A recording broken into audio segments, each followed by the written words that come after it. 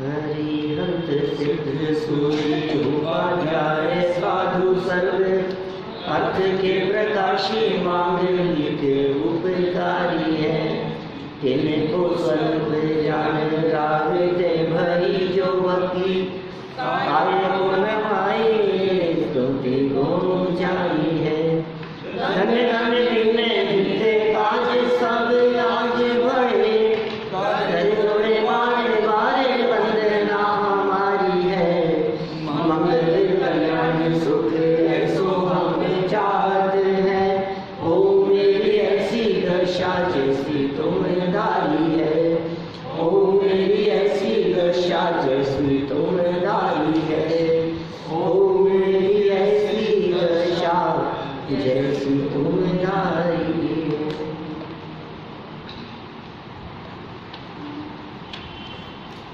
क्षत्र शिरोमणि नामक यह ग्रंथ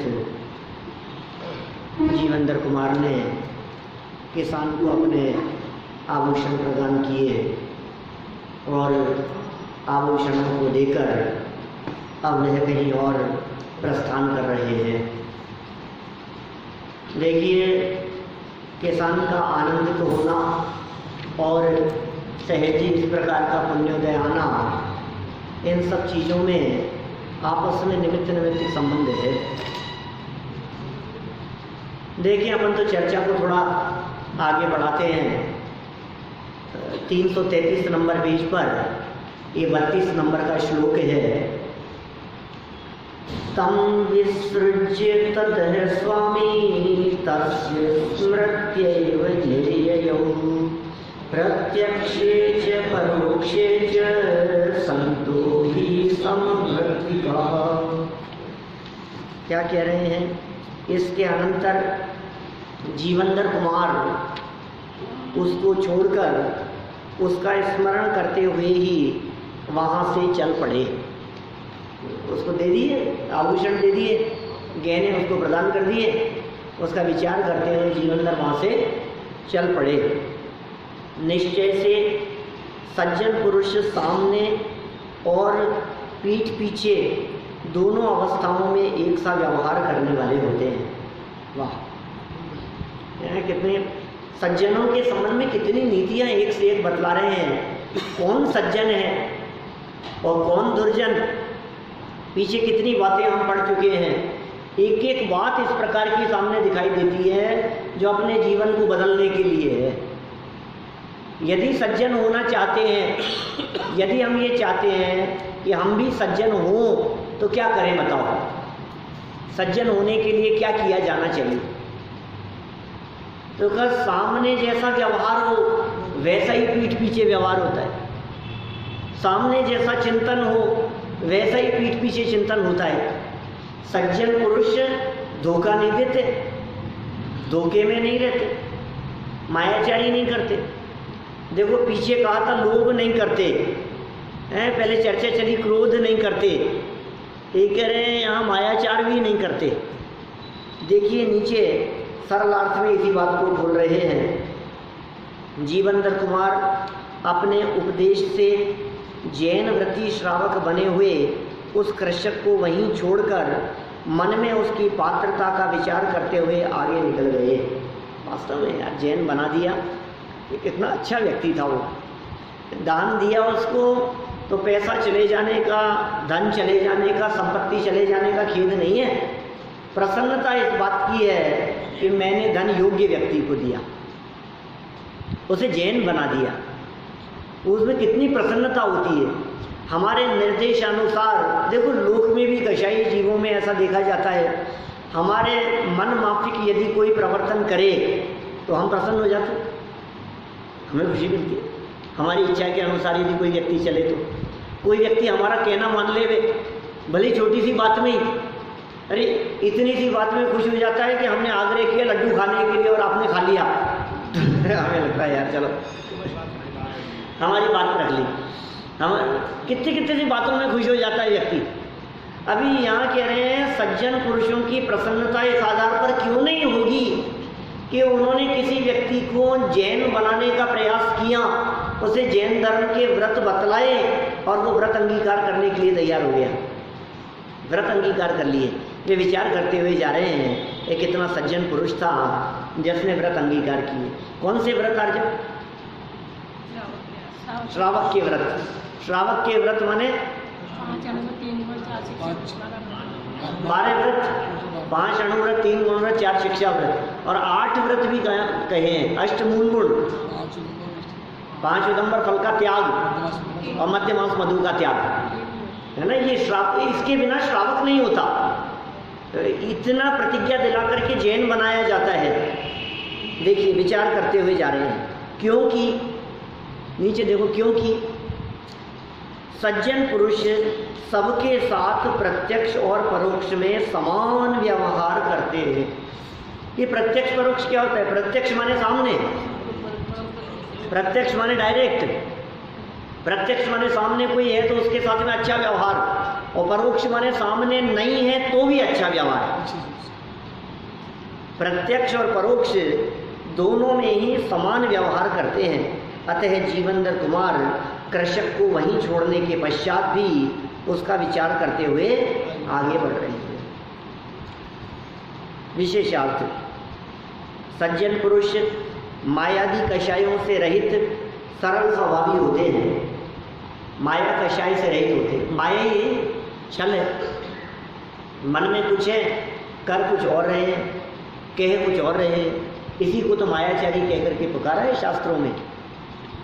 मन में कुछ हो, कहे कुछ, करे कुछ, इसका नाम है मायाचार। अभी मायाचार जिनके जीवन में नहीं होता, उनके जीवन में कितनी सरलता होती है। तो पुष्प से तुलना करके बतलाया ना छंद में, अंतर में सरलता हो, बाहर में भी सरलता हो और अंदर में भी सरलता हो, कुटिलता न हो, चलने की भावना न हो। देखिए गुण ग्रहण का ही उनका भाव रहता है। गुण ग्रहण का भाव कब रहेगा? जब दृष्टि न दोषों पर जावे। मेरी भावना की लाइन, गुण ग्रहण का भाव रहे नित, दृष्टि न दोषों पर जावे। दोषों के ऊपर दृष्टि नहीं जाती, कमियों के ऊपर दृष्टि नहीं जाती हमारी। गुण ग्रहण का भाव, गुण ग्रहण का भाव, गुणों को देखो। तो देखिए स्वयं दूसरों पर उपकार तो करते हैं परंतु उनसे कुछ अपेक्षा नहीं रखते, निरपेक्ष ही रहते हैं। ये होते हैं सज्जन पुरुष। स्वयं उपकार तो करते हैं, भला तो करेंगे, सहयोग तो करेंगे हर काम में, हमारे द्वारा इनका हर काम में सहयोग किया जाएगा, लेकिन अपेक्षा कुछ नहीं है। क्या क्या होती है सज्जनों की वृत्ति? निस्वार्थ भाव से, निरपेक्ष भाव से, बिना किसी अपेक्षा के दूसरों की हेल्प करे, दूसरों का सहयोग करे, उनका हित चाहे। और सच में सच्चा हित तो होता है उसे जैन बना देना और जैन धर्म के मार्ग पर लगाए रखना। ये सबसे बड़ा हित है। आप किसी व्यक्ति को धन संपत्ति वैभव प्रदान करके सोचो कि हमने इसका भला किया, हमने इनके लिए क्या क्या नहीं किया। ये सुनो, सबसे बड़ा हित है उन्हें सच्चे मार्ग पर लगा देना, स्वाध्याय में लगा देना, उन्हें इस सच्चे धर्म के मार्ग पर लगा देना। ये सबसे बड़ा भला है। इससे बढ़कर भला नहीं हो सकता कुछ भी। इससे ज़्यादा भला क्या होगा कि बच्चों को जैन धर्म के संस्कार दिए, हमने उन्हें बहुत सुविधाएं प्रदान की, बहुत सुविधाएं दी, लेकिन संस्कार नहीं दिए, तो क्या होगा? सबसे बड़ी चीज़ ये है कि उसे मंदिर ले गए। सबसे बड़ी बात ये है कि उसे जैन धर्म क्या है ये सिखा दिया। सबसे बड़ी बात ये है कि उसे गाथाएं याद करा दी, मंगलाचरण याद करा दिए, पूजन के अर्घ याद करा दिए। ये बहुत बड़ी चीज़ है। ये यदि आपने उसे दे दिया तो उसे मोबाइल, लैपटॉप आदि देने से ज़्यादा बड़ा काम है। बड़े पंडित जी का कितना सुंदर वाक्य है वो, संस्कार के बिना सुविधाएं पतन का कारण। संस्कार नहीं है और सुविधाएं हैं तो पतन का कारण है। सुविधाएं हो लेकिन संस्कार हो, ये सबसे बड़ी चीज़ है। तो क्या क्या करते हैं ये? अपेक्षा नहीं रखते, उपकार करते हैं। निरपेक्ष भाव से जो किया गया उपकार है वही वास्तव में बड़ा उपकार है। आगे देखो, अज्ञानी मनुष्य समागम में आए हुए व्यक्ति से अपेक्षा रखते हैं। क्या जो समागम में मनुष्य आ गया उससे अपेक्षा रखता है। अज्ञानियों की ऐसी वृत्ति होती है और अपेक्षा की पूर्ति न होने के कारण दुखी होते हैं। अतएव सबसे निरपेक्ष रहने में शांति और समाधान की सहज प्राप्ति होती है। सबसे निरपेक्ष रहो, सहज रहो, तुम्हें शांति मिलेगी और तुम्हें समाधान मिलेगा। जंगल में सुख शांति का अनुभव, जंगल में है अभी वो, और सुख शांति के अनुभव की बात कर रहे हैं। देखिए, अथारण्ये क्वचित् क्षान्त्रो निष्णो निरुपद्रवः शरण्यं सर्वजीवानां पुण्यमेव हि नापरम्। इसके अनंतर थके हुए किसी वन में उपद्रव रहित होकर बैठ गए। जंगल में जा रहे थे, कहीं निकल पड़े थे, विवाह पहले तीर्थ वंदना करते रहे। कहाँ से निकले थे पहले? वो यक्ष के यहाँ से, वहाँ उसका बहुत स्वागत सत्कार हुआ था और फिर वहाँ से निकल गए थे। फिर क्या हुआ, ये पहुँच गए इसके यहाँ, जैसे विवाह हुआ, फिर कुछ काल तक यहाँ रहे, फिर रह करके वहाँ से जंगल की तरफ निकल गए और फिर किसान को दिया और जंगल में ही घूम रहे हैं। बैठ गए किसी शांत स्थान में थके हुए। निश्चय से पुण्य ही सब जीवों का रक्षक है और कोई नहीं। वाह, पुलिस ने बचा लिया, डॉक्टर ने बचा लिया, सड़क चलते हुए किसी अनजाने व्यक्ति ने बचा लिया। कौन बचाता है यार? ये आज तो बचा लिया उसने, मेरे दोस्त ने बचा लिया, वो तो नहीं तो जबरदस्ती में चक्कर में उलझ जाता। ऐसा हो गया कि कितने लोगों के प्रति ये हमारी ऐसी वृत्ति दौड़ती है, इन्होंने बचा लिया, इन्होंने बचा लिया। लेकिन भाई दुनिया में कोई बचाने वाला है ही नहीं। ये कह रहे कौन रक्षक है, कौन बचाने वाला है? बताओ, शरण कौन है? पुण्य शरण है, पंच परमेश जी नहीं। बचाने वाला तुम्हारा पुण्य है, ये देवता नहीं बचाएंगे। बतलाओ, उनको किसने बचाया? यशोधर्म निराज को, चेलना ने। और ये जो थे अपना सेठ सुदर्शन, इसको किसने बचाया इतने बड़े संकट से? आ गया था माथे पे संकट। भाई साहब, वो तो समय पे देव प्रकट हुए। देव प्रकट नहीं होते तो हम आप लोगों को भी पता नहीं लगता और पूरे राज दरबार में किसी को पता नहीं लगता। किसने बचाया? देवों ने। और सीता अग्नि में कूद गई, अग्नि में कूदने को तैयार हो गई। इतनी हिम्मत कैसे हो गई उसकी? अरे भाई, कितने भी वो पवित्र हो, लेकिन उसकी पवित्रता कोई जरूरी थोड़ी नहीं है कि वो अग्नि उसे जलाएगी नहीं।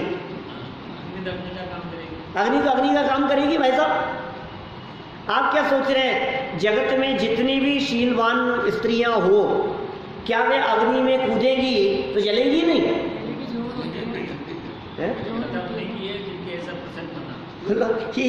ऐसा कैसे हो सकता है भाई साहब कि अग्नि में कूदे और जले नहीं?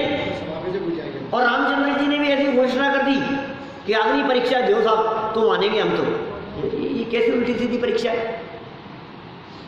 माने यदि अग्नि उसे जला देती तो क्या सीता दोषी सिद्ध हो जाती?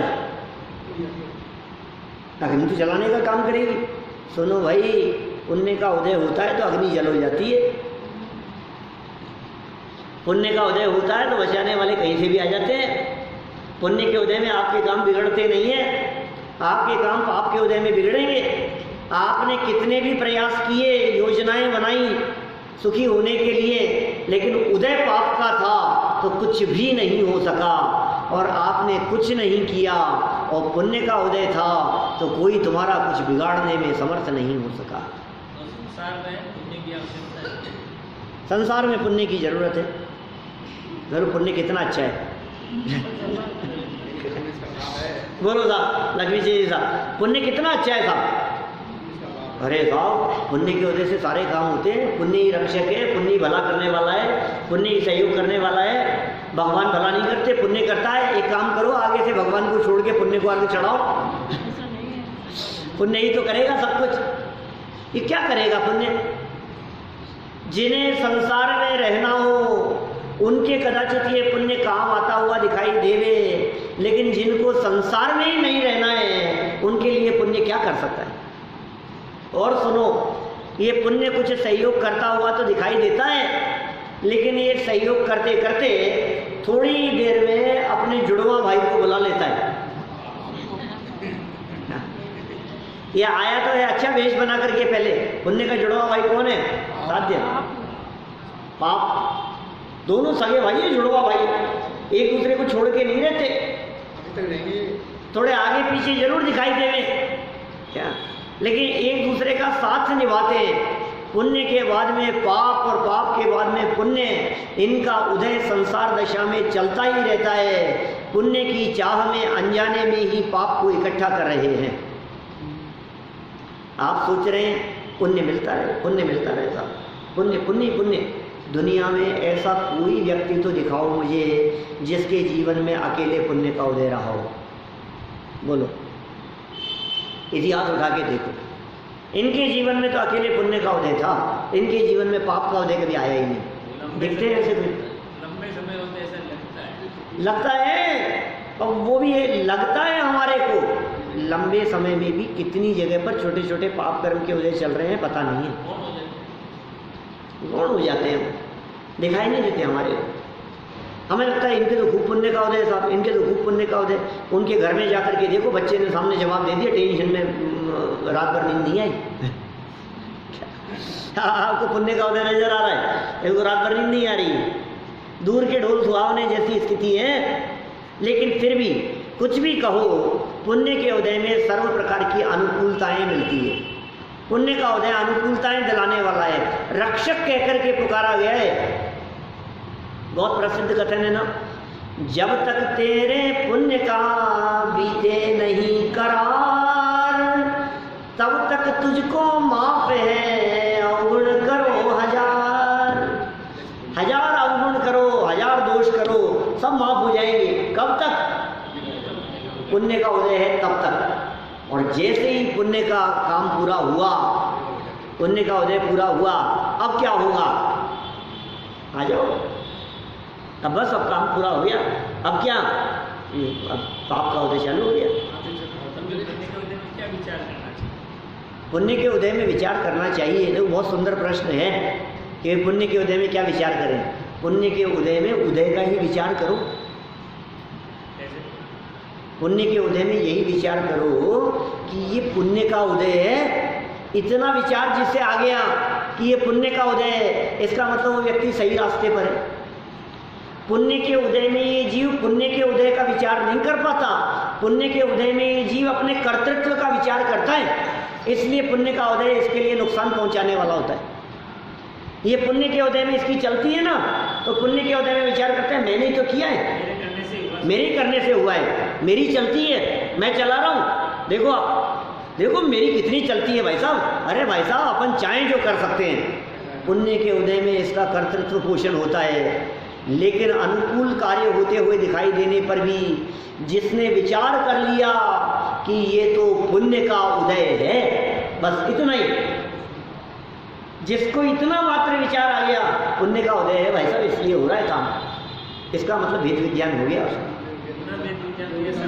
इसका मतलब उसके कर्तृत्व की मान्यता टूट गई, इसका मतलब माथे पर से वजन उतर गया, इसका मतलब माथे पर अभिमान नहीं आएगा। कितना बड़ा काम हो गया। ये तो पुण्य का उदय है, मेरा नहीं है।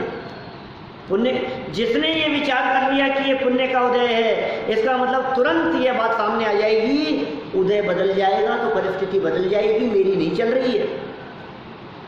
क्या लोग, बहुत पुरानी पंक्तियां हैं, वो पंक्तियां टोडरमल जी के संदर्भ में भी कहीं लिखी हुई पढ़ी थी हमने, और किसी और विद्वान के संदर्भ में भी पढ़ी। पुण्य के उदय के संदर्भ में वो देने वाला कोई और है? मतलब वो ऊपर की दो पंक्तियां याद नहीं आ रही, किसी ने प्रश्न किया दो पंक्तियों में, हाँ, और वो उनकी प्रशंसा करते रहे। और वो गर्दन नीची करके झुकाए हुए खड़े रहे।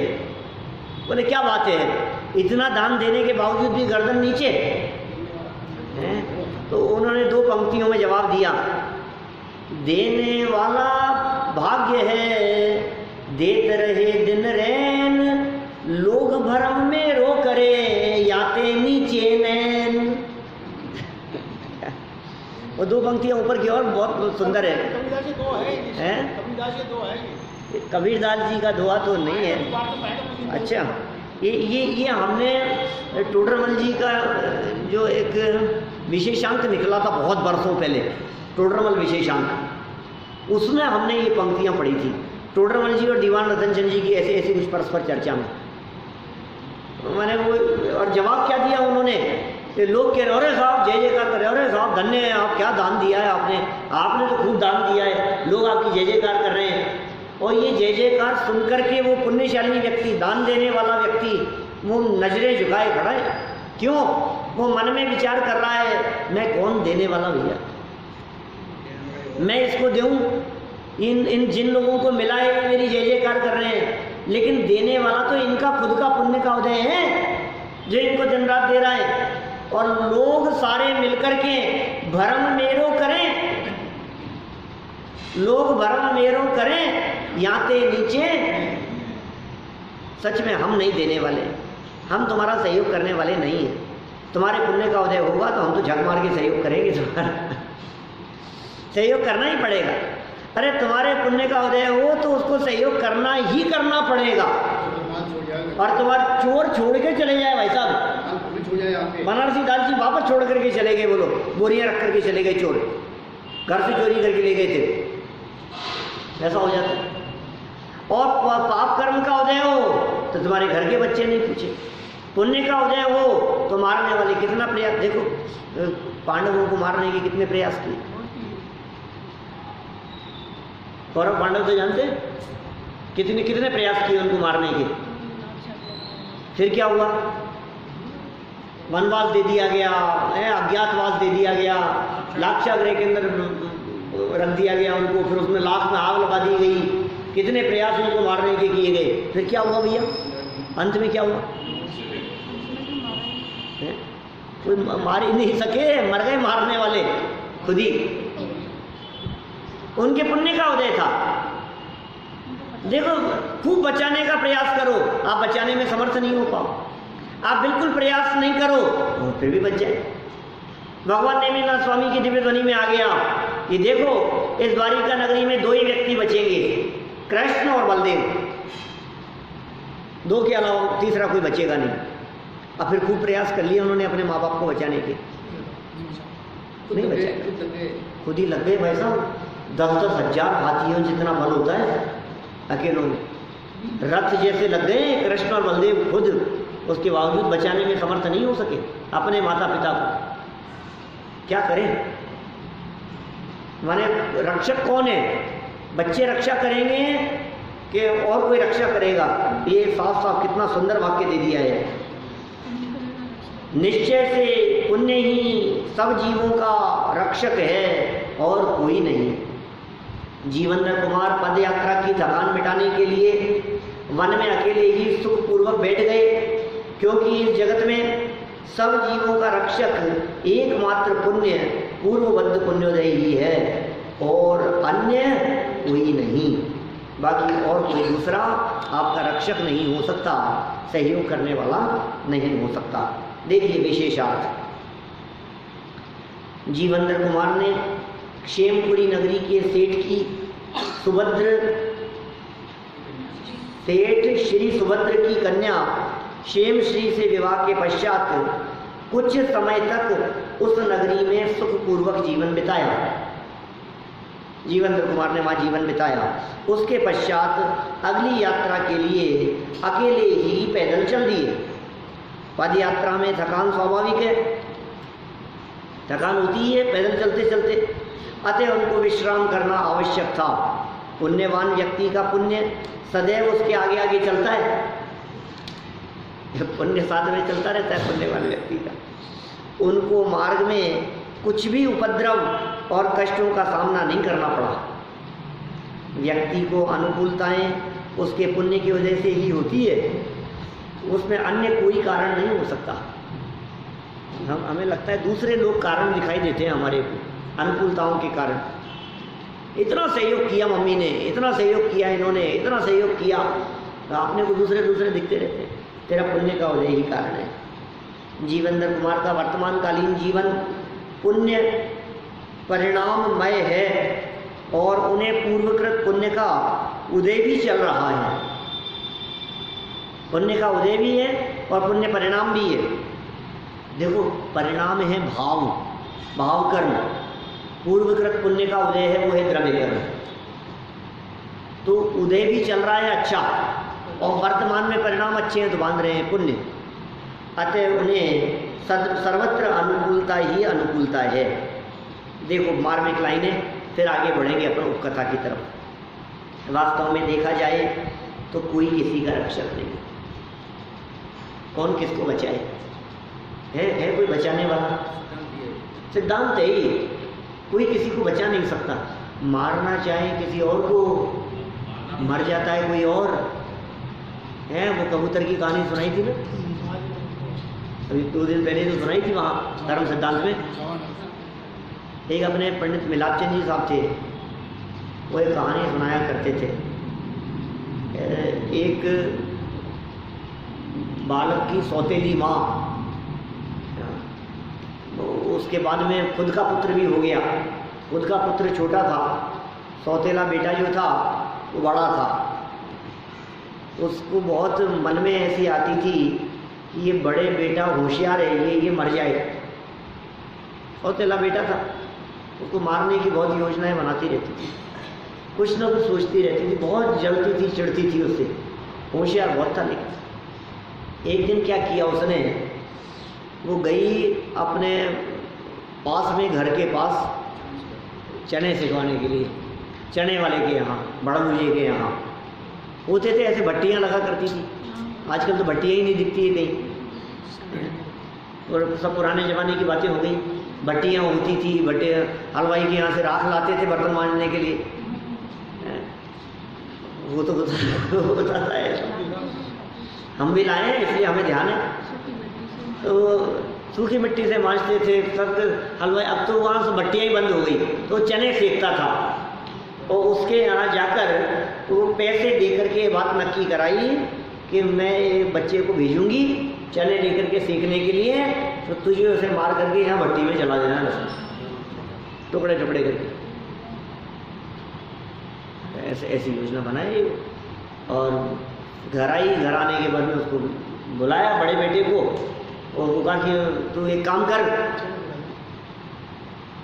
चने सिखाने के लिए चले जा, और जरूरी है रुकना मत रास्ते में कहीं भी, और 10 मिनट के अंदर चाहिए और वहीं रुकना, खड़े रहना, और दूसरा काम मत करना कुछ भी, ये लेकर के जा।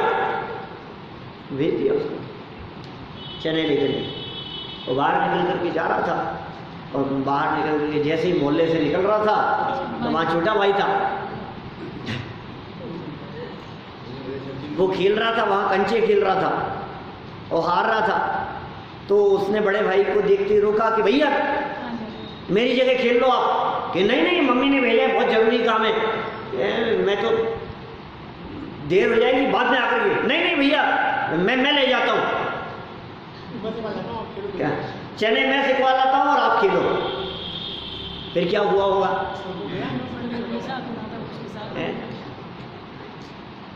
ये थोड़ी देर में खेल करके घर पे आया। और तू कैसे आ गया? तेरे को तो चने के लिए भेजा था मैंने। कि नहीं, वहां तो छोटू चला गया। फिर क्या हुआ? भागते हुए गई, वहां गई तो फिर क्या देखा होगा? खत्म हो गया तब तक तो काम। बोलो क्या क्या क्या करता है ये व्यक्ति? मायाचारी के कारण ये व्यक्ति किस किस प्रकार की योजनाएं नहीं बनाता है, लेकिन कौन किसका रक्षक है और कौन किसका भक्षक है यह निर्भर करता है उसके स्वयं के पुण्य और पाप कर्म के उदय पर। इंदिरा गांधी को नहीं मार दिया उनके बॉडीगार्ड ने? उड़ा दिया, उसी को छलनी कर दिया। ये देखो कैसे हो जाते हैं काम। रक्षा करने वाले ही रक्षा न कर पाए तो कौन रक्षा करे? रक्षा करने वाले बॉडीगार्ड लगा दिए हमने, यही तो रक्षा करेंगे। हमने पुलिस वाले रख लिए 2, किसके लिए? कि रक्षा करने के लिए। ये तो हमारी रक्षा करेंगे ना। ये सुन, तेरी रक्षा तेरा पुण्य का उदय करेगा, ये बॉडीगार्ड तेरी रक्षा नहीं करेगा, ये नहीं कर पाएंगे तेरी रक्षा। उदय बदल जाएगा तो ये रिश्वत लेकर के तुझे मार देंगे, ज़्यादा पैसा दे देंगे। कैसी कैसी बातें लिखते हैं देखो आप। वास्तव में देखा जाए सच्चाई क्या है? सच्चाई कुछ और है। इस व्यक्ति का ध्यान उदय की तरफ नहीं जाता। सामने वाले व्यक्ति तुमसे नाराज हैं। क्यों नाराज है तुमसे? कि तेरे पाप कर्म का उदय इसलिए नाराज है। चिंता मत कर, उदय बदलते देर नहीं लगेगी। वो नाराजगी मित्रता में बदल जाएगी, वो मित्रता शत्रुता में बदल जाएगी, शत्रुता मित्रता में बदल जाती है। मित्र हरि हो जाए जगत में, अशुभ उदय में आने पर। वास्तव में देखा जाए तो कोई किसी का रक्षक नहीं। प्रत्येक द्रव्य अपने अस्तित्व गुण से स्वयं सुरक्षित ही है। यहाँ पुण्य को व्यवहार से जीव का रक्षक कहा है, व्यवहार से जीव का रक्षक है। अब देखो आप इसके पुण्य के उदय को देखो जरा। 34 नंबर का श्लोक, उपकथा, एक नई कथा शुरू हो रही है। ये तो बढ़ते जाते हैं, हर एक कथा में एक एक शादियाँ होती चली जाती है इनकी। हाँ वहीं छोड़े तो आ जाएंगी फिर बाद में। क्या देखिए आप, वन में एकाकी युवती को देखकर कुमार का मुंह फेरना। जीवेंद्र कुमार वहाँ बैठे थे, एकाकी लड़की को वहाँ देखा जंगल में, मुंह फेर लिया। देखें जरा घटना क्या घटने वाली है आगे। विद्याधरी है वो कोई, अनेक प्रकार की विद्याएं हैं उसके पास। तत्र चैकाकिनीं रामां पश्यन्नासीत् परमुखः अपदोषानुषंगायि करुणाकृति संभवा। और उस वन में जीवेंद्र कुमार ने अकेली एक स्त्री को देखकर उधर से मुंह फेर लिया, मुंह फेर करके बैठ गए। निश्चय से विद्वानों से उत्पन्न दया दोषों के संबंध से रहित होती है, जिसमें किसी भी दोष की आशंका न हो, ऐसी दया ही विद्वान लोग किया करते हैं। किसान के ऊपर तो दया कर दी उन्होंने, इसकी दया नहीं कर रहे हैं। अकेले जंगल में भटक रही है बेचारी, उसे पूछ तो लेते तुम कहाँ जा रही हो, है अकेली जंगल में कैसे भटक रही हो, तुम्हें रास्ता बता दे। कुछ नहीं, तो बहुत बुद्धिमान होते हैं कौन? विद्वान लोग। वे दया भी करते हैं तो दोषों के संबंध से रहित होकर के, जिसमें किंचित भी दोष की आशंका हो, आशंका ना हो, वहाँ दया करते हैं। और दोष की आशंका हो वहाँ दया भी नहीं करते, दूर रहते हैं वहाँ। देखिए जीवेंद्र कुमार ने अचानक उस वन में अपने सामने आई हुई एक तरुण स्त्री को देखा। उन्होंने तत्काल ही अपना मुख उसकी ओर से मोड़ लिया, क्योंकि विद्वानों की दया करुणा निर्दोषी रहती है, निर्दोष दया होती है। देखिए विशेषार्थ, जीवेंद्र कुमार ने वन में अकेली युवा स्त्री को देखकर उसकी सहायता करने की भावना से कुछ नहीं पूछा, क्योंकि अकेली स्त्री से एकांत में बात करने से कुछ दोष अपवाद भी हो सकता है। बात नहीं की। सच्चा उपकार तो वही कहलाता है जिसमें अपना भी भला निहित हो। देखो ये कैसी नीतियाँ बताते रहते हैं ये। सच्चा उपकार क्या हो सकता है? खुद का तो बुरा कर ले और दूसरे का भला करे, ऐसी भलाई नहीं। मुनिराज कहीं भी किसी स्थान पर एकांत में बैठे हुए किसी प्राणी की रक्षा करने के लिए क्यों नहीं दौड़ते भागते हैं? क्यों नहीं भागते? अपना हित होता है, अपना ध्यान भंग होता है, अपनी साधना बिगड़ती है। जहाँ अपना अहित ना हो वहाँ उतना दूसरों का सहयोग करेंगे, उतना ही करेंगे दूसरों का सहयोग। अपना काम बिगाड़ करके किसी का सहयोग नहीं करते। देखिए, सच्चा उपकार तो वही कहलाता है जिसमें अपना भी भला नहीं तो दूसरों का भला करते समय अपनी हानि की संभावना हो तो वह उपकार किस काम का।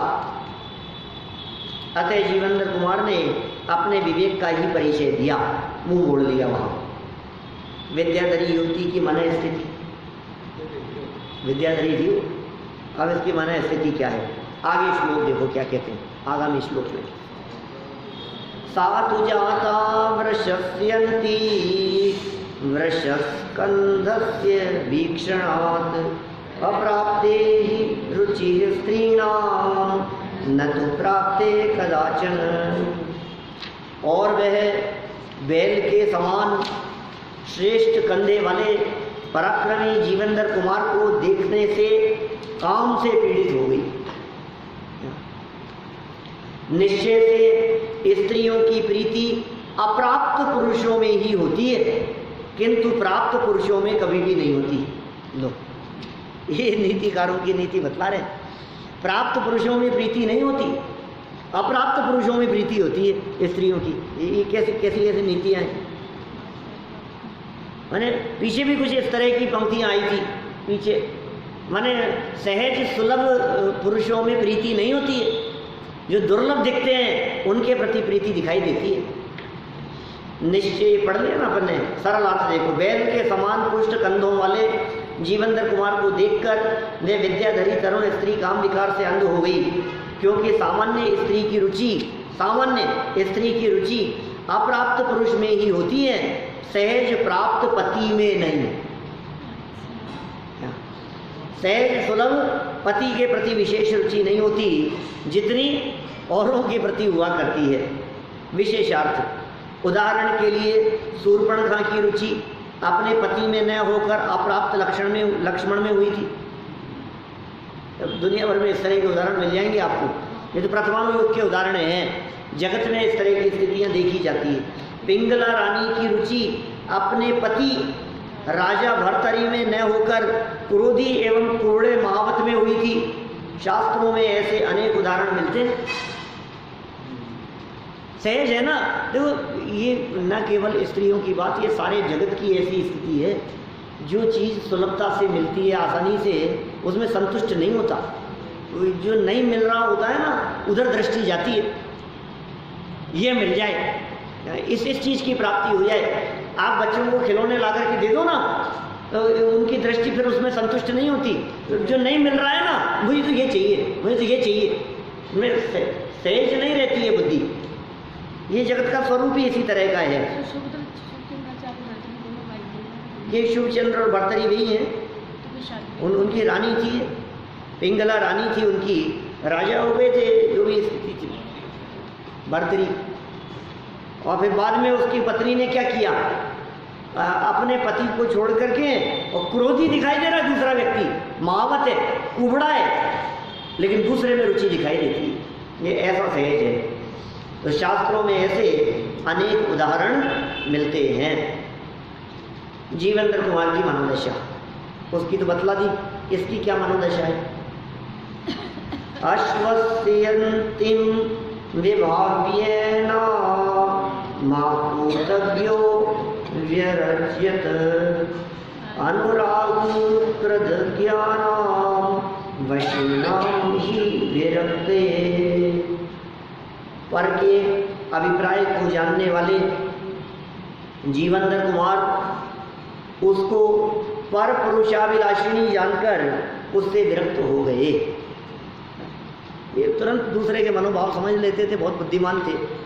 तुरंत ही इन्होंने पहचान लिया, उसके मनोभावों को पहचान लिया, मन में उसकी क्या बातें चल रही है, इस बात को पहचान कर पर पुरुषाभिलाषिणी, दूसरे पुरुष की अभिलाषा रखने वाली, उसको जानकर उससे विरक्त हो गए।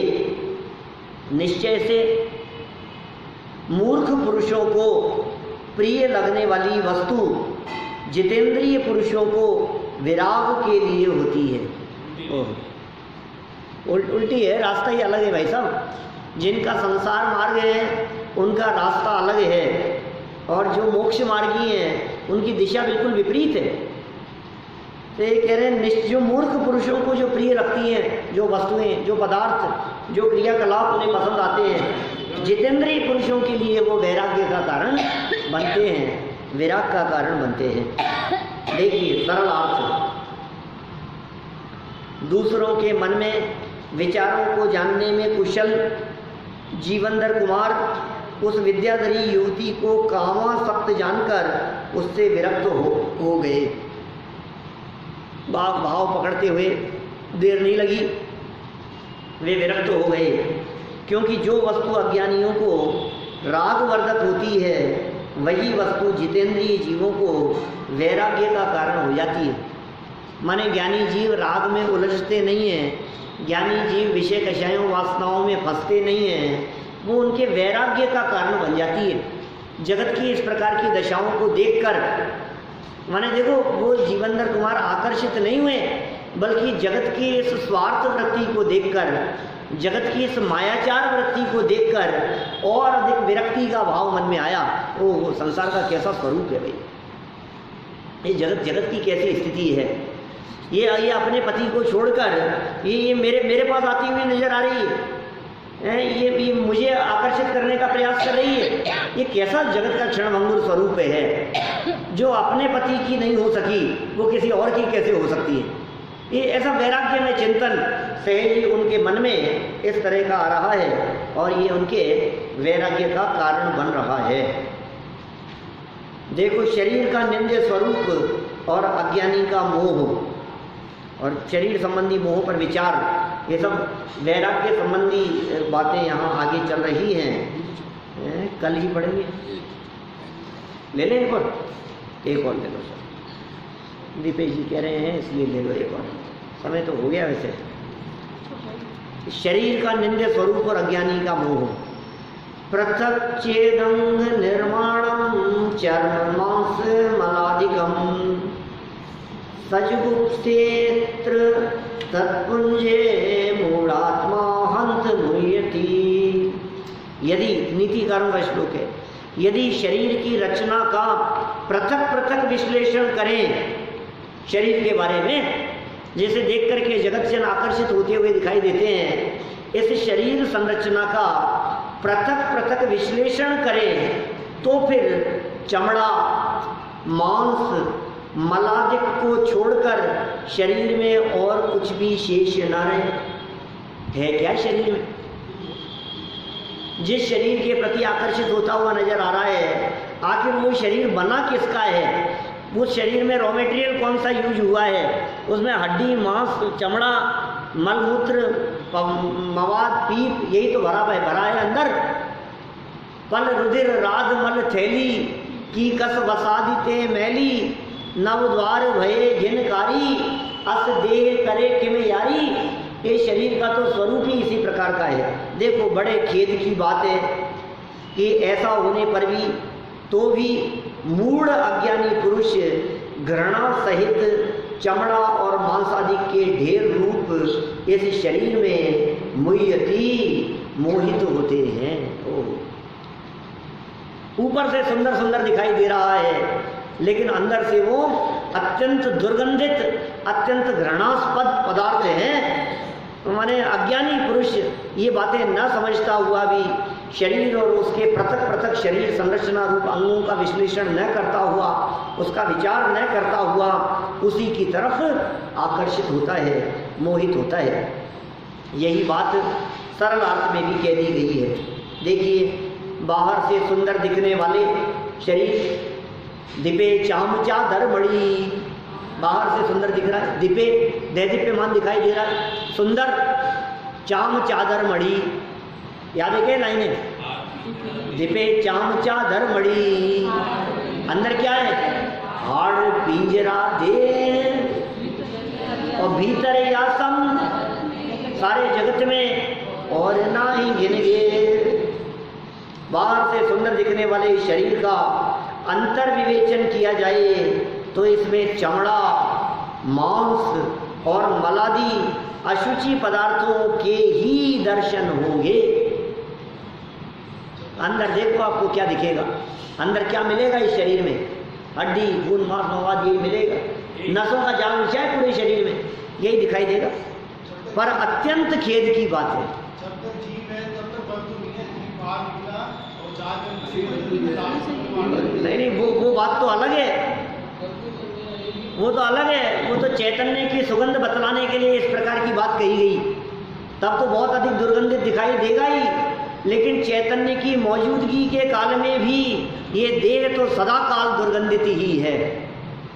मुंह में से बदबू आती है, कान में मल भरा रहता है, नाक में दिखाई देता है, मुंह अंदर पेट में भरा है, अंदर क्या भरा हुआ है, मलमूत्र आदि भरे हैं।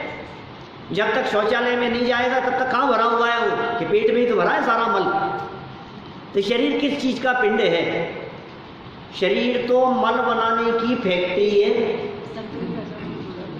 इसमें रॉ मटेरियल कुछ भी बादाम हलवा डालो, रॉ मटेरियल वास्तव में फिनिश गुड्स क्या निकलेगा?